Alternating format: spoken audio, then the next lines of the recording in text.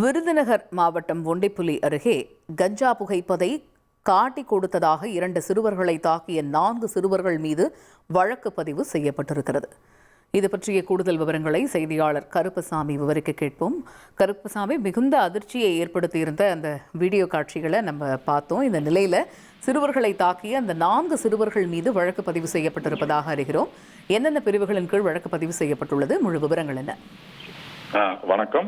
விருதுநகர் அருகே ஒண்டிப்புலி நாய்க்கனூர் கிராமத்துல 16-17 வயது சிறுவர்கள் 4 பேர் கஞ்சா புகைத்ததாக கூறப்படுகிறது. இந்த நிலையில் கஞ்சா புகைத்ததாக கூறி அவர்கள் வீட்டில் அவர்களை கண்டித்ததாகவும், இந்த நிலையில் அந்த கஞ்சா புகைப்பதே தன்னுடன் இருந்த சிறுவர்கள் தன்னுடைய பெற்றோரிடம் கூறியதாக கூறப்படுவதை அடுத்து அந்த சிறுவர்களை அந்த 16-17 வயது சிறுவர்கள் தாக்கும் வீடியோ என்பது சமூக வலைதளங்களில் நேற்று முதல் வைரலாக பரவி வருகிறது.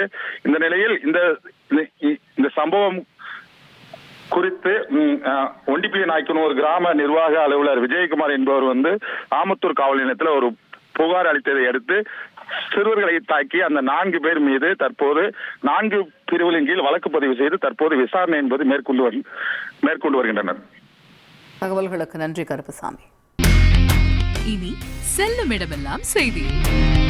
தந்தி டிவியின் வாட்ஸ்அப் சேனலை ஃபாலோ பண்ணினா செல்ல இருக்கும் இடமெல்லாம் செய்தி. இதோ QR கோட் இப்பவே ஸ்கேன் பண்ணுங்க, ஃபாலோ பண்ணுங்க.